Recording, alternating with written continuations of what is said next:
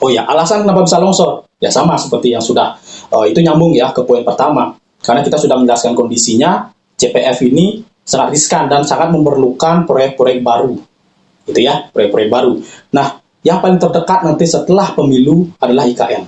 Ya, ibu kota negara baru. Nah, sebenarnya sudah digaungkan dari lama gitu loh. Tetapi apakah nanti IKN ini akan berjalan? Nah, seandainya pemimpin kita satu visi dengan pemimpin sekarang yang ingin membangun, yang ingin merelokasi ibu kota Jakarta ke Kalimantan, ya bersyukurlah karena IKN akan jadi. Ya, tetapi kalau misalkan berbeda visi, kemudian berbeda juga pola pikirnya, ya bisa jadi IKN ini tidak jadi loh. Jadi IKN ini belum dibangun, baru hanya sebatas rencana. Ya, beda pemimpin, beda visi, bisa jadi tidak jadi gitu loh. Seandainya sama pun ya, seandainya sama visi dan juga sama-sama ingin membangun atau merelokasi IKN baru dari Jakarta ke Kalimantan, seandainya jadi gitu ya, belum tentu juga bisa langsung menghasilkan, ya belum tentu bisa menghasilkan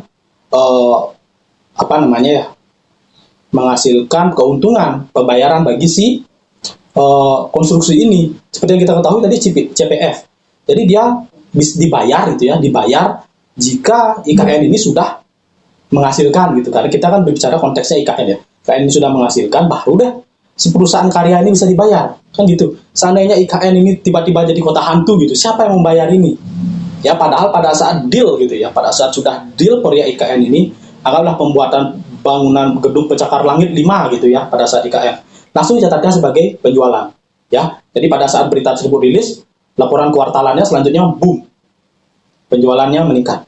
Tetapi apakah ada duitnya? Belum kan?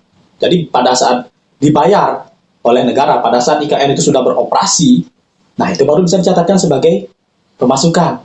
Ya, nah beda ya IKN dengan misalkan jalan tol. Kalau jalan tol itu kan langsung ya menghubungkan dan langsung memecahkan permasalahan sebuah daerah.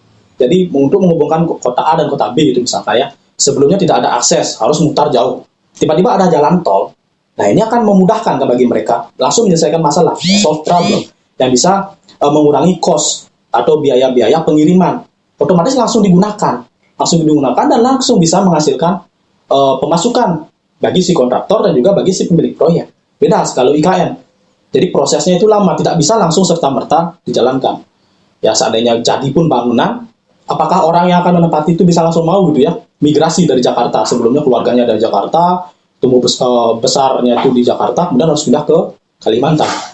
Bisa jadi mereka bolak-balik setiap minggu gitu ya, bolak-balik setiap minggu Jakarta, Kalimantan, ataupun setiap hari. Tidak tahu. Makanya dengan adanya IKN ini belum tentu nanti bisa menjadi keuntungan bagi si perusahaan karya, apalagi kalau tidak jadi dibangun ini IKN ya. Makanya nanti kita akan tunggu sampai 2024 minimal. 2023 menurut saya ini masih sesuatu yang abu-abu ya, jadi belum bisa diputuskan. Harapan untuk tahun 2023 ya, ini saran saya ya, disclaimer on, merupakan analisa pribadi saya.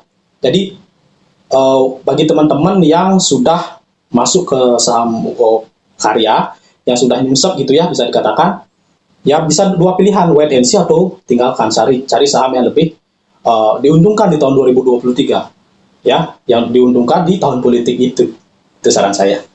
Dan kemudian yang keempat ya, bagaimana strategi kita kalau kita misalkan sudah masuk ke saham konstruksi dan ternyata kita nyungsep gitu ya.